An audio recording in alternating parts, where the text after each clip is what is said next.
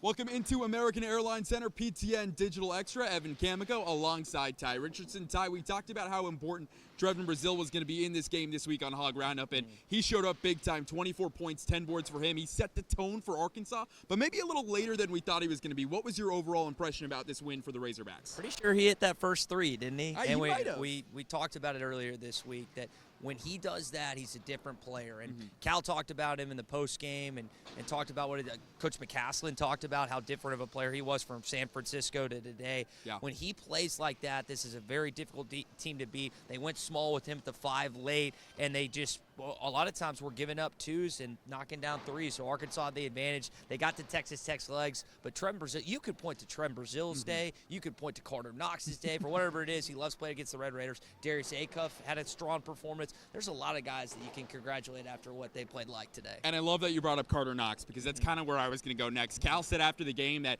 he went up and hugged him at halftime just for his first half performance. You saw, hustle plays on both ends from Karter Knox, whether it was, dunks early in the game, a couple three-pointers, a big block towards the end of the game. Just his play, it felt like that's the Karter Knox Arkansas fans were expecting to come back. And again, I think expectations too were weighing on him after what Cal said. And I just thought that whole kind of, Cal rant about expectations and Karter Knox was really fun to listen to. Yeah, he talked about how when you have a 50-pound backpacker weight that you can't jump. He has a 41-inch vertical jump, and we saw it today. Had a couple plays, a block or two, a dunk. I mean, he's just so fun to watch. Yeah. And when he's knocking down his three, kind of like Trevon Brazile, he's a different player. He's a very difficult guard. I thought Arkansas took this game. The word was personal, and that was what Trevon said after the game. Karter took it personally. TB took it personally. Darius after the game talked about when I asked him not being on the team last year, but he said it hurt him watching that game because I think he was either committed or signed at that point. So for the Razorbacks to get a little revenge today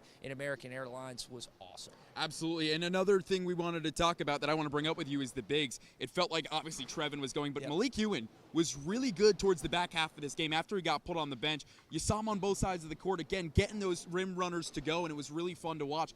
What this Arkansas team can do so well is they can beat you in a multitude of different ways, and it felt like, again, they let JT Toppin just score whatever he wanted. He had, over 30 points today? So it was kind of, hey, the rest of the team beat us. I thought that was interesting, and, I think fans were a little upset probably online that he was getting the amount of buckets he was, but look, when you win a game, and that's all that matters. And the amount of steps. Let's not forget that. There was a lot of travels. I thought the calls were It was very similar to last year's performance. And I know Darian Williams is now a part of the NC State Wolfpack, but Toppin and Anderson killed the Razorbacks last year, and they did today. But they didn't get a lot of help. Only 6 guys played for Texas Tech. And then what they did in the second half, Cal talked about. He asked us, hey, what do we do differently? Yeah. Well, you didn't double team him.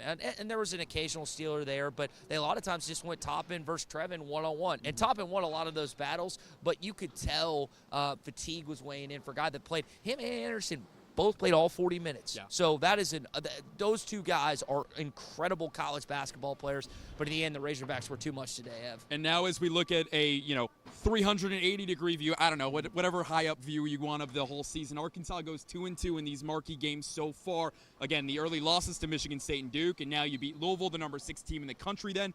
And again today, the number 16 team in the country in Texas Tech. How important is it to continue the momentum on a little bit of a win streak right now as you head into Queens and then Houston and New Jersey? Yeah, if you could get the Houston win, you're 2-2 right now in these marquee games. You got a neutral site quad 1 win here in Dallas. If you could get that Houston win and have 3 marquee non-conference wins heading into SEC play where there's going to be plenty of opportunities, that would be massive. And we've talked about this. So you saw the crowd impact today. I know we got the stars built up behind us, but at one point in time, this was a college basketball incredible atmosphere, and Arkansas could have that same type of impact fans-wise if they play in Oklahoma City or they play in St. Louis, and then they move on to either Houston or Chicago. In order to get that, you've got to be a high seed, and a win like that today is how you do that. Man, what a crowd. How fun was that? Oh, it was unbelievable. Arkansas fans, you got a lot of them here in Dallas. I got a chance to see my brother who lives here today, saw some other friends that live in the area, and then also people that traveled